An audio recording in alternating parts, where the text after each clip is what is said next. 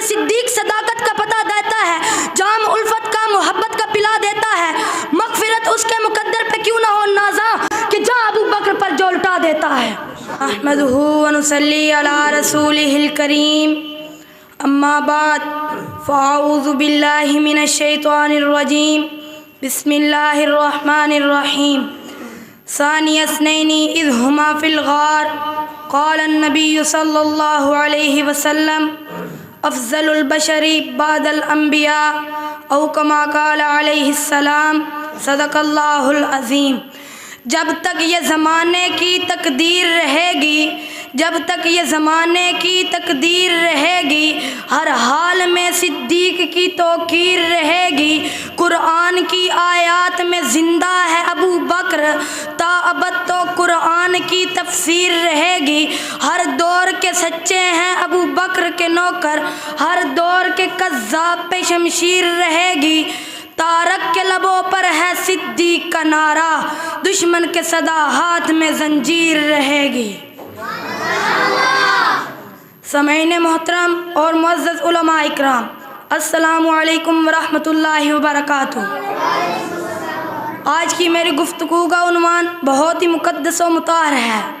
میں آج اس ہستی کی بات کروں گا جس کو رب کائنات نے پیدا ہی حضور کے لیے کیا۔ میری مراد امام الصحابہ، سسر رسول، صداقت کے تاجدار، ہم سفر پیغمبر، جانشین پیغمبر، اول المسلمین، سید الصحابہ، امام المؤمنین، یار غار مزار، وسیع رسول اللہ صلی اللہ علیہ وسلم، خلیفہ بلا فصل حضرت سیدنا ابو بکر صدیق کی ذات ہے۔ کون ابو بکر صدیق؟ جس کے بارے میں نبی یہ ارشاد فرمائے کہ ساری کائنات میں انبیاء کے بعد افضل ابو بکر صدیق ہے۔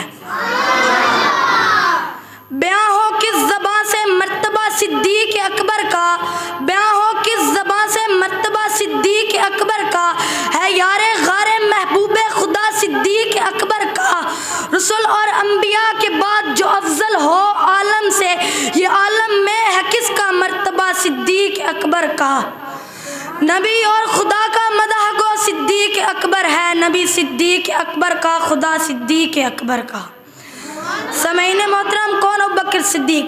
جب خلیفہ مقرر ہوئے تو پہلا خطبہ ارشاد فرمایا، اے لوگو، میں تمہارا امیر بنایا گیا ہوں، حالانکہ میں تم سب میں سے بہتر انسان نہیں ہوں۔ میں ٹھیک راہ پر چلوں تو میری اطاعت کرنا، اگر کج روی اختیار کروں تو مجھے سیدھا کر دینا۔ یہ الفاظ وہ ہستی کہہ رہی ہے جس کو رب کائنات نے پیدا ہی اپنے محبوب کی تصدیق کے لیے کیا تھا۔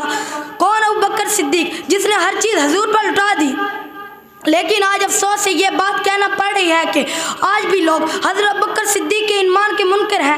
میں ان کو کہنا چاہوں گا، نام صدیق صداقت کا پتہ دیتا ہے، نام صدیق صداقت کا پتہ دیتا ہے، جام الفت کا محبت کا پلا دیتا ہے، مغفرت اس کے مقدر پہ کیوں نہ ہو نازاں کہ جہاں ابو بکر پر جو لٹا دیتا ہے۔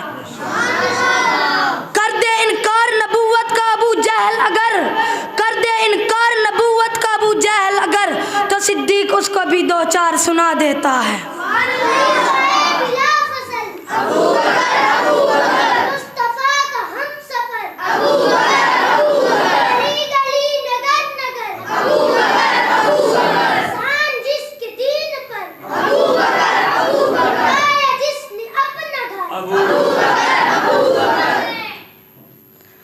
سامعین محترم، حضرت ابوبکر صدیق کی ذات پر وہ لوگ چند کھجوروں کا الزام لگاتے ہیں خلیفہ بلا فصل کی وفات سے قبل، کہے گے جملے دل کی کھڑکیاں کھول کر سنیں۔ فرمایا، مجھے رسول اللہ صلی اللہ علیہ وسلم کے پہلو میں دفن کر دینا اور اسی چادر میں جو میں نے پہنی ہوئی ہے مجھے کفن دینا، کیونکہ زندہ کو مردے کی نسبت نئے کپڑے کی زیادہ ضرورت ہوتی ہے۔ دوسری بات ارشاد فرمائی، میرے مال سے 5واں حصہ اللہ تعالیٰ کی راہ میں خیرات کرنا۔ تیسری بات ارشاد فرمائی، جب سے خلیفہ بنایا گیا ہوں اس وقت سے اب تک میں نے جس قدر مال لیا اس قدر رقم کو میری طرف سے ادا کر دینا۔ یہ تھا صداقت کا تاجدار، جانشین پیغمبر۔ سامعین محترم، اب آئے میں آخر میں حروف تہجی یعنی الف سے یا تک کے حروف سے شان صدیق اکبر بیان کروں، آپ کی توجہ میری جانب رہے۔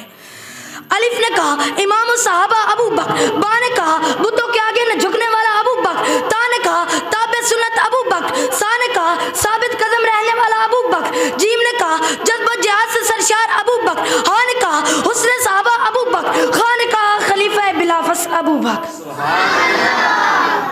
دال نے کہا دعوت حق دینے والا ابو بکر، زال نے کہا ذکر خدا کرنے والا ابو بکر، را نے کہا رہبر امت ابو بکر، زا نے کہا زینت صحابہ ابو بکر، سین نے کہا سچوں کا سردار ابو بکر، شین نے کہا شیر خدا ابو بکر، صاد نے کہا صاحب کمال ابو بکر، زاد نے کہا ضلالت کو دور کرنے والا ابو بکر، تو نے کہا طاہر و مطہر ابو بکر، زا نے کہا ظالم و جابر مسلمہ کذاب کی گردنوں کو اڑانے والا ابو بکر، عین نے کہا عامل قرآن ابو بکر، غین نے کہا غیرت مند ابو بکر۔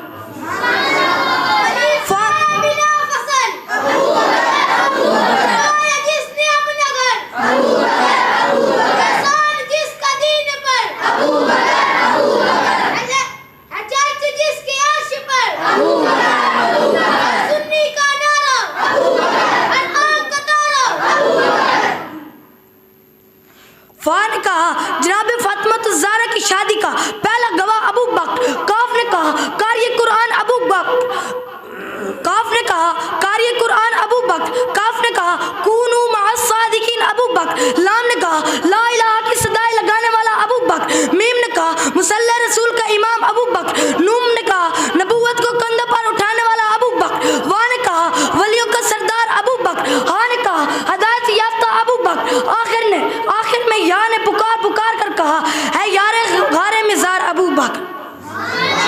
میں آخر میں بس اتنا ہی کہنا چاہوں گا، اللہ تعالی ہمیں صدیق اکبر سمیت تمام صحابہ کی سچی محبت نصیب فرمائے۔